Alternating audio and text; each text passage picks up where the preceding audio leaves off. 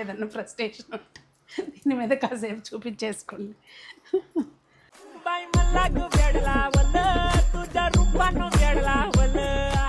వంట చేయడం కూడా ఒక థెరపీనే కదా. ఈ ఇంత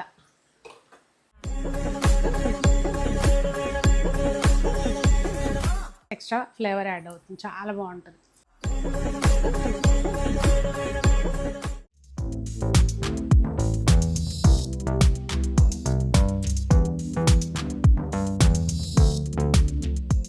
పెద్దలందరికీ నమస్తే, పిల్లలందరికీ హాయ్. ఎలా ఉన్నారండి? అందరు బాగున్నారా? మేము చాలా బాగున్నాం, మీరు కూడా చాలా చాలా బాగున్నారని ఆశిస్తున్నాను.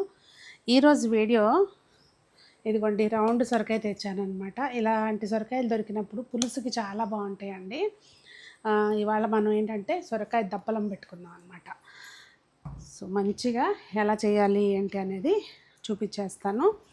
ఇది మన ముఖ్య పదార్థం అనమాట సొరకాయ. దానిలో కలగలుపు, ములక్కాయ, ఇది జస్ట్ ఒక్క టమాటో అండి, 4 పచ్చిమిర్చి, కరివేపాకు, వెల్లుల్లిపాయలు, ఉల్లిపాయ, అంతే.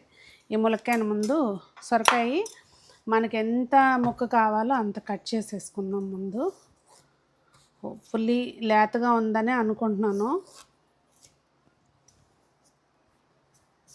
మీ ఇంట్లో పులుసు కూరలు అవి ఎక్కువ తింటారండి? మా ఇంట్లో అంటే కాంబినేషన్గా ముద్దపప్పు అట్లా చేస్తేనే పులుసు అనమాట. మామూలుగా కూర కింద పులుసు చేయము, తక్కువ. ఇప్పుడు దీని కింద కాంబినేషన్ ముద్దపప్పు. అట్లా బెండకాయ పులుసు అవి ఏ పులుసు వేసినా కూడా ముద్దపప్పు ఉండాలన్నమాట. మీరు కూడా అంతేనా? అయ్యో, అసలు ముఖ్య పదార్థం అని చెప్పి పులుసుకి చింతపండు ఫస్ట్ స్టెప్ చేయాల్సింది. చింతపండు కొంచెం గోరువెచ్చని నీళ్ళల్లో అలా నానబెట్టేసుకుంటే మంచిగా మనకి పులుసు తీసుకోవడానికి బాగుంటుంది. అంటే నా దగ్గర గుజ్జు ఉంది, కాకపోతే అలా పిండి ఇలా పోస్తే బాగుంటుంది అని చెప్పి పులుసులోకి నానబెట్టా. ఇప్పుడు ఏంటంటే అండి, మనం ముక్కలు కట్ చేసుకోకముందే చక్కగా మీరు ఒక ఫోర్క్ తీసుకొని దీనికి మంచిగా ఇట్లా బెజ్జాలు పెట్టేసుకోండి. మాకైతే అసలు ఏంటంటే లేతకాయలు అప్పటికప్పుడు కోస్తారు కదా, చెక్కు కూడా తీయకోకుండానే ఇట్లా మంచిగా బెజ్జాలు పెట్టేసి అప్పుడు కొంచెం లావు ముక్కలు కోసి పులుసేస్తారనమాట. అది మనకి ఇది కొనుక్కొచ్చింది కదండి, ఆ పైన తోలు తీయలేదనుకోండి, దాని మీద ఎన్ని కెమికల్స్ ఉన్నాయో ఏమో తెలియదు కదా మనకి. అందుకని చెప్పి మనం రిస్క్ తీసుకోలేము. మంచిగా ఇట్లా ఏదన్నా ఫ్రస్ట్రేషన్ ఉంటే దీని మీద కాసేపు చూపించేసుకోండి.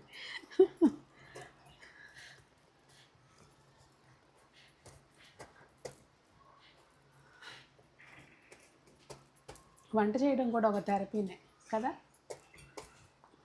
కన్నాలు పెట్టుకున్న తర్వాత పులుసుకి ఈ కాయ ఎందుకు బాగుంటుంది అంటే లోపల ఇదంతా గుజ్జు బాగుంటుంది అనమాట. కొంచెం ఇదిగోండి, మరీ చిన్న ముక్కలు కాకుండా ఈ సైజులో ముక్కలు కోసుకోవాలి. అసలు నా వీడియోలో పెద్ద డిస్టర్బెన్స్ అయిపోతుంది రూపీ, నీ గోల. ఏయ్ ఏయ్ రుబ్బు, అది మళ్ళీ దాని దగ్గర తీసుకెళ్ళారు చూడు. ఇందులో ఆల్రెడీ ఆయిల్ వేసానండి. పులుసుకి కొంచెం తక్కువే ఆయిల్ పడుతుంది కదా, దాంతోపాటు జస్ట్ అలా కొంచెం నెయ్యి వేస్తే రుచిగా ఉంటుంది. ఇది పాత్ర కొంచెం చాలా ఎక్కువ టైం తీసుకుంటుంది వేడెక్కడానికి, కానీ వేడెక్కిన తర్వాత ఫాస్ట్గా కుక్ అయిపోతుంది. నాకు పులుసులోకి ఈ శనగపప్పులు కొంచెం ఎక్కువ వేసుకోవడం ఇష్టం అనమాట. అవి ఏరుకుని తింటా ఉంటే సూపర్గా ఉంటుంది. మీకు ఇష్టమేనా? వెల్లుల్లిపాయలు కొంచెం ఎక్కువ వేసుకుంటే బాగుంటుందండి, పులుసులో ఊరతాయి కదా, చక్కగా బాగుంటాయి. సారీ, ఉల్లిపాయ, పచ్చిమిర్చి ఒక 4, కొంచెం పచ్చిమిర్చి కారం ఉంటే బాగుంటుంది అనమాట. అలాగే దీంతో పాటే మనం ములక్కాయ ముక్కలు కూడా వేసేసుకోవాలండి. కొంచెం ఈ మగ్గనివ్వాలి. ఇప్పుడు దీనిలోకి ఒక టమాటో కట్ చేసుకున్నాం కదండి, అది, అలాగే ఈ సొరకాయ ముక్కలు కూడా వేసేసి కొంచెం పసుపు వేసేసి కలుపుకొని మూత పెట్టేసుకోవాలి. ఇదిగోండి చూసారా, ఇప్పుడు వరకు అందులో ఉప్పు కూడా వేయలేదు. చక్కగా అట్లా మంచిగా మగ్గనివ్వాలండి ముక్క. మనం ఏదైనా మందపాటి పాత్రలో కుక్ చేసుకుంటే చక్కగా ఇట్లా మంచిగా వస్తాయి. కింద అంటకుండా చక్కగా నీట్గా చూసారా ఎట్లా మగ్గిందో. ఇప్పుడు ఉప్పు వేసుకోవాలి స్టేజ్లో. వేసుకుని మళ్ళీ అలా ఒక 5 నిమిషాల పాటు లో ఫ్లేమ్లో వదిలేయాలండి. ఇదిగోండి చూసారా, ఇప్పుడు వరకు అందులో ఉప్పు కూడా వేయలేదు. చక్కగా అట్లా మంచిగా మగ్గనివ్వాలండి ముక్క. మనం ఏదైనా మందపాటి పాత్రలో కుక్ చేసుకుంటే చక్కగా ఇట్లా మంచిగా వస్తాయి. కింద అంటకుండా చక్కగా నీట్గా చూసారా ఎట్లా మగ్గిందో. ఇప్పుడు ఉప్పు వేసుకోవాలి స్టేజ్లో. వేసుకుని మళ్ళీ అలా ఒక 5 నిమిషాల పాటు లో ఫ్లేమ్లో వదిలేయాలండి. చూసారండి, దాదాపుగా ఒక 50 నుంచి 60% వరకు మంచిగా కుక్ అయిపోతుంది. ఆ స్టేజ్లో సాంబార్ కారం అండి, కూర కారం చక్కగా పచ్చిమిర్చి వేసాం కనుక చూసేసుకోండి. అలాగే మనం ఒక పెద్ద ఉల్లిపాయ అంత చింతపండు పెద్ద ఉల్లిపాయ అంత కాదు, పెద్ద నిమ్మకాయ అంత, అప్పుడు మన మిద్దె తోటలో కాసే నిమ్మకాయ అంత చింతపండు.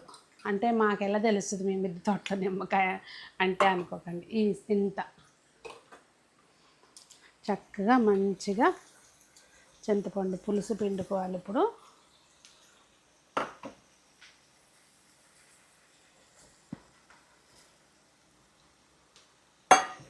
దూరంగా చూపించు. పిండిన తర్వాత సరిపడినన్ని నీళ్ళండి.